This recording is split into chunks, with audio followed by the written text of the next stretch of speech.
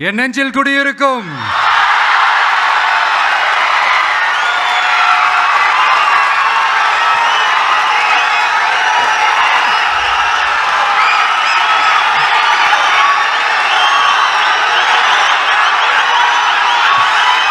என்னுடைய தோழர்கள், தோழிகள் எல்லாருக்கும் என்னுடைய வணக்கம். வணக்கம் வணக்கம்.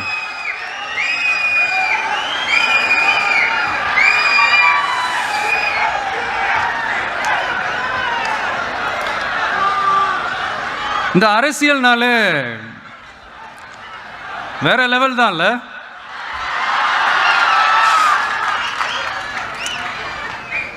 ஏன்னா இந்த அரசியலில் மட்டும்தான் வித்தியாசமான ஒன்று நம்ம பார்க்கலாம்.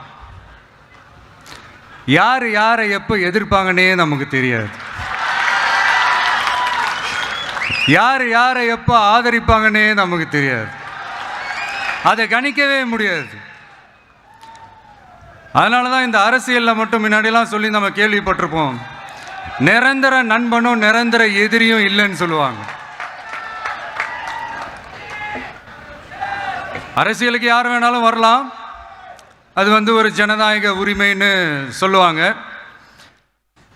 ஆனால் மக்களுக்கு ரொம்ப ரொம்ப பிடிச்சி போன ஒருத்தன் அரசியலுக்கு வரான்னா அதை கண்டிப்பாக நல்லவங்க எல்லாம் வரவேற்பாங்க. ஆனால் ஒரு சில இந்த அதிகார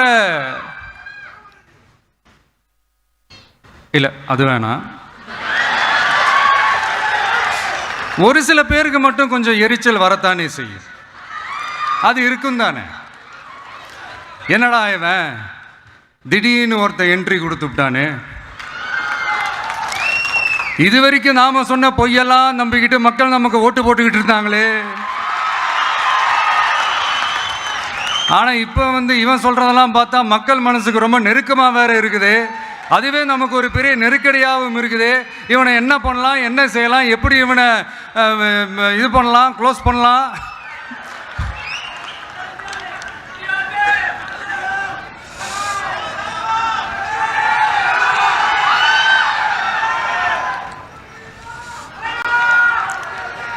எப்படி இவனை க்ளோஸ் பண்ணலாம், ஒரு கன்ஃபியூஷன் ஒன்று வரும். அந்த கன்ஃபியூஷனில் கத்துறதா கதறதா என்ன பண்ணுறதுன்னு தெரியாமல் வர்றவன் போகிறவன்லாம் கட்சி ஆரம்பிக்கிறான்னு சொல்லி இப்படி ஏதாவது பேச ஆரம்பிப்பாங்க. இப்போ நம்ம ஆட்சியில் இருக்கிறவங்க நமக்கு எதிராக பேசுகிறாங்க இல்லையா, அந்த மாதிரி. இப்படிப்பட்ட ஒரு அரசியல் காலத்தில் கொஞ்சம் கூட ஒரு பயம் இல்லாமல், ஒரு பதட்டம் இல்லாமல், வர்ற எதிர்ப்புகள் எல்லாத்தையும் சும்மா லெஃப்ட் ஹேண்டில் டீல் பண்ணிக்கிட்டு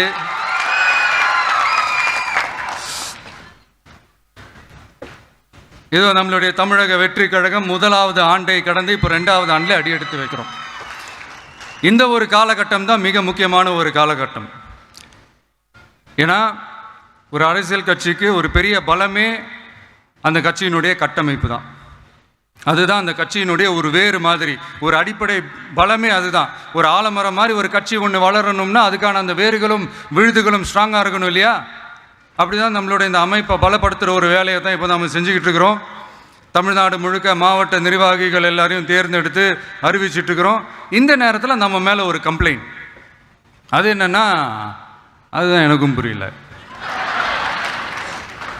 நம்மளுடைய மாவட்ட நிர்வாகிகள் எல்லாருமே வெறும் இளைஞர்களாகவே இருக்கிறாங்களாம். ஏன் இருந்தா என்ன?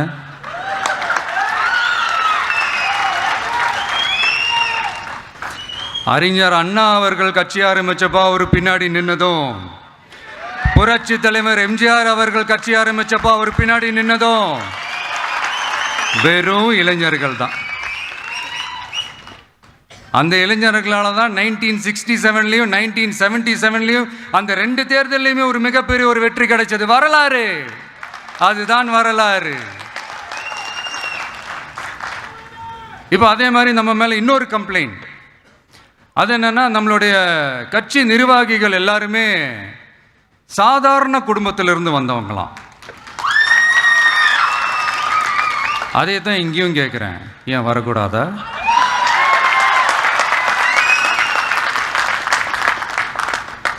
சாதாரண குடும்பத்திலேருந்து வந்தவங்க தான் பெருசு பெருசாக சாதிச்சிருக்கிறாங்க. இன்னும் சொல்லப்போனால் நம்மளுடைய கட்சி எளிய மக்களுக்கான கட்சி தானே.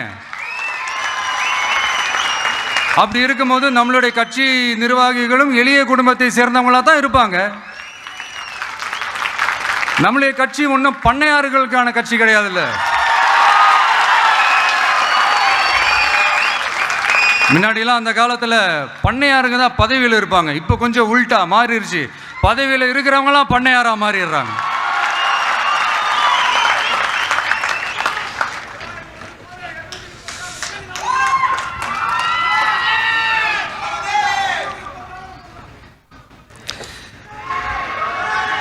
மக்களுடைய நலனை பற்றியோ, நாட்டோட நலனை பற்றியோ, வளர்ச்சிகளை பற்றியோ எதை பற்றியும் கவலைப்படாமல் பணம் பணம் பணம், எந்தெந்த வழிகளில் எந்தெந்த ரூட்லலாம். இப்படிப்பட்ட இந்த மைண்ட் செட் உள்ள இந்த பண்ணையார்களை அரசியலை விட்டே அகற்றுவது தான் நம்மளுடைய முதல் வேலை.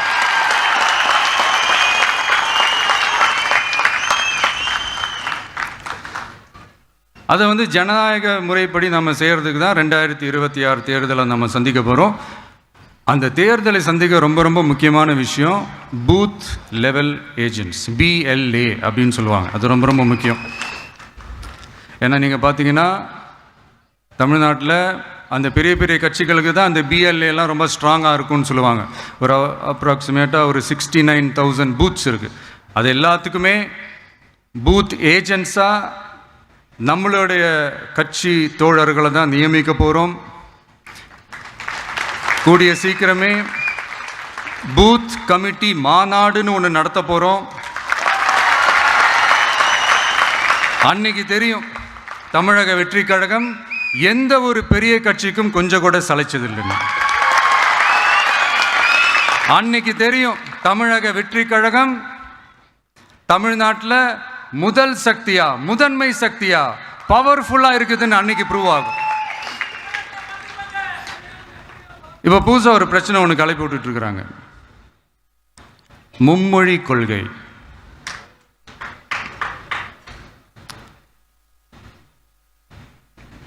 அதாவது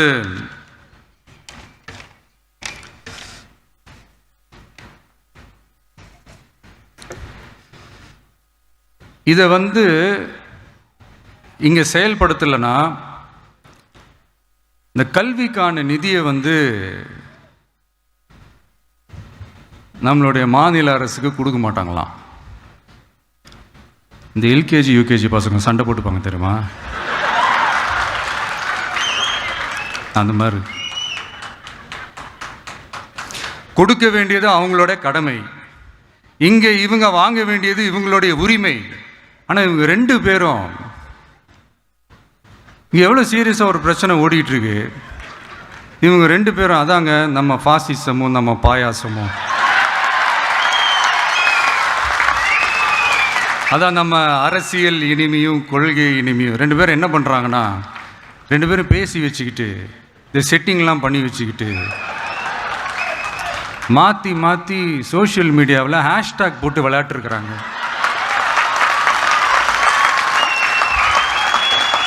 இங்கே என்ன நடந்துக்கிட்டு இருக்கு, அதாவது இவங்க ரெண்டு பேரும் அடிச்சுக்கிற மாதிரி அடிச்சுப்பாங்களாம். அதை நாங்கள் நம்பணுமா, மக்கள் நம்பணுமா? What bro, it's very wrong bro.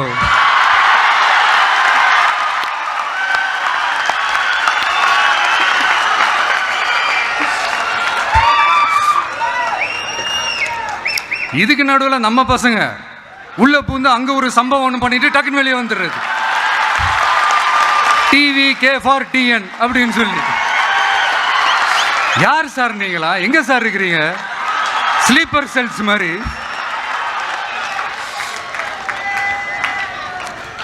அதனால இதெல்லாம் மக்களுக்கு நாம சொல்லி புரிய வைக்க வேண்டிய அவசியமே கிடையாது. அவங்களுக்கே தெரியும் இதெல்லாம் எவ்வளவு பெரிய ஒரு ஏமாத்து வேலைன்னு. நம்ம ஊர் சுயமரியாதை ஊர். நாம் எல்லாரையும் மதிப்போம், ஆனால் சுயமரியாதையை மட்டும் யாருக்காகவும் எதுக்காகவும் விட்டு கொடுக்க மாட்டோம்.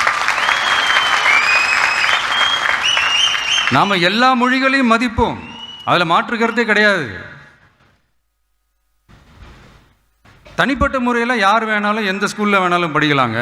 உனக்கு எந்த மொழி வேணுமோ, எப்போ கற்றுக்கணுமோ, உனக்கு எப்போ தோணுதோ கற்றுக்கலாம். அதெல்லாம் அவங்கவுங்களுடைய தனிப்பட்ட ஒரு உரிமை.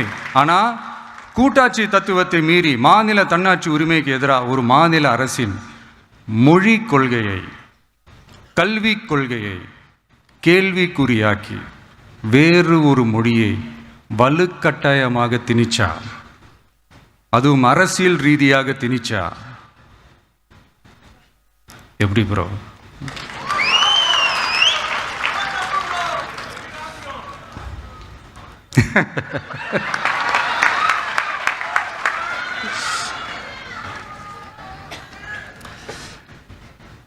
அதனால் நம்மளுடைய தமிழக வெற்றி கழகம் சார்பாக நாமளும் இந்த பொய் பிரச்சாரங்களை எல்லாம் புறம் தள்ளிவிட்டு இதை நாங்கள் உறுதியாக எதிர்ப்போம்.